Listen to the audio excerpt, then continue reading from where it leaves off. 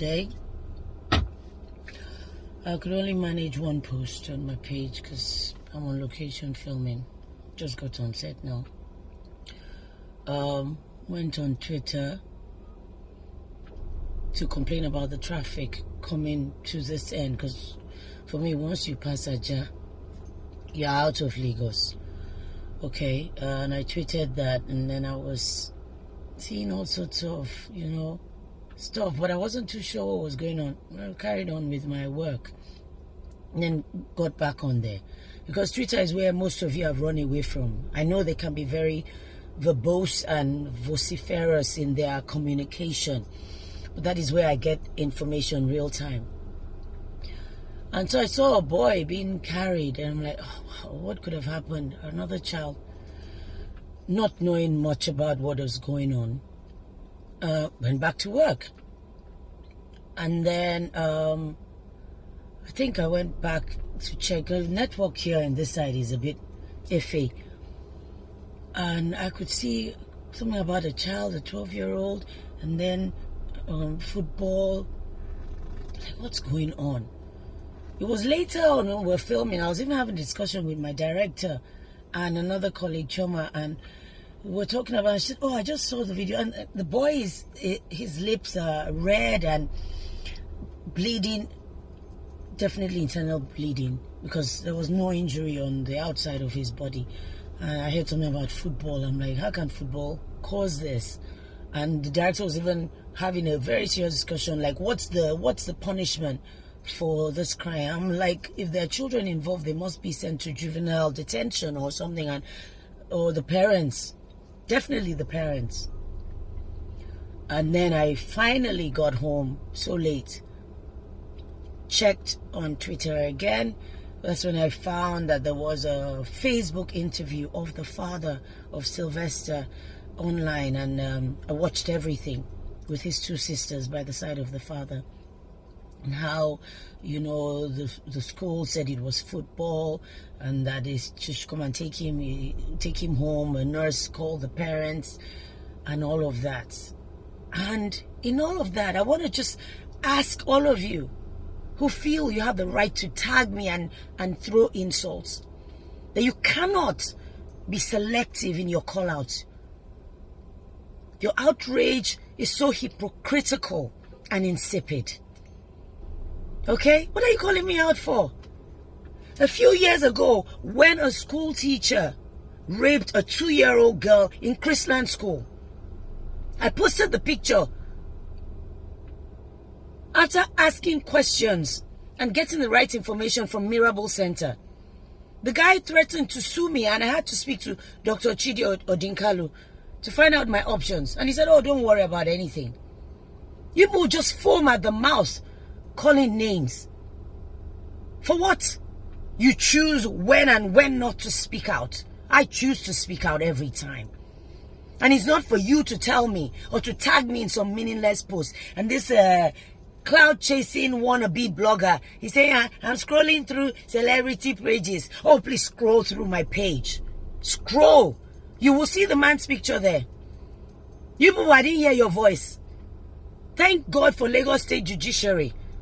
Even though they are laxing some things or most things, when it comes to rape, molestation, domestic violence, I'll give them tops. I'll score them top notch. A girl in Abuja, 14-year-old, raped and killed with a used condom found in her. Where's your outrage?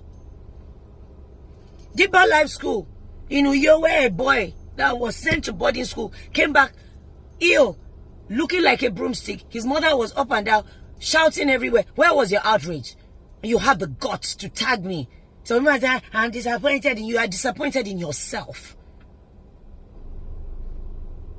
You cannot choose when and when not to speak. You cannot choose. Your outrage has to be seamless.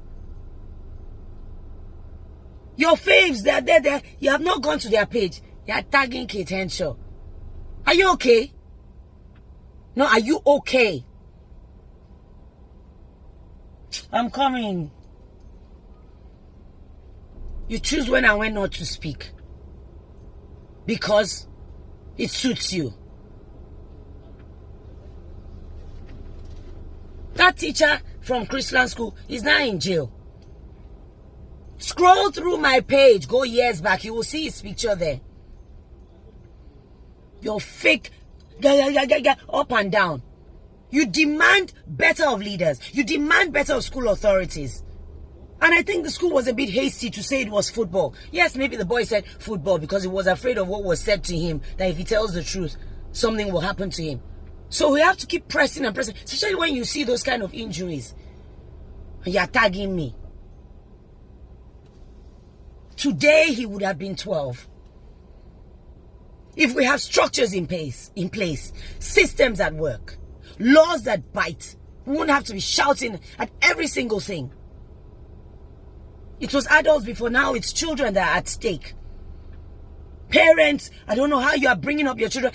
Some of you know the parents of these boys who committed this atrocity, who killed this young boy. Some of you know them. Some of you wine and dine with them. The rumor now is that, oh, one is out of the country. Somehow they've escaped. The school knows the parents. And the parents of other children in that school, what are people doing? Then I found out that the school has disabled comments. What are you disabling comments for? Something has happened. People are concerned. You are disabling comments on your page. When it's time to elect leaders who have gumption, who have guts, policy makers, because all these things dovetail into, it just, everything follows. Everything follows. Comes like a pack of cards that has fallen when you don't elect the right people to do the right thing. Laws, policy makers, because all this thing is from there. And you're tagging me. There must be justice for every child who has died in whatever situation. They've been sent to school and they come back dead. Millions of money spent on tuition. I went to boarding school. I don't think there was killing then.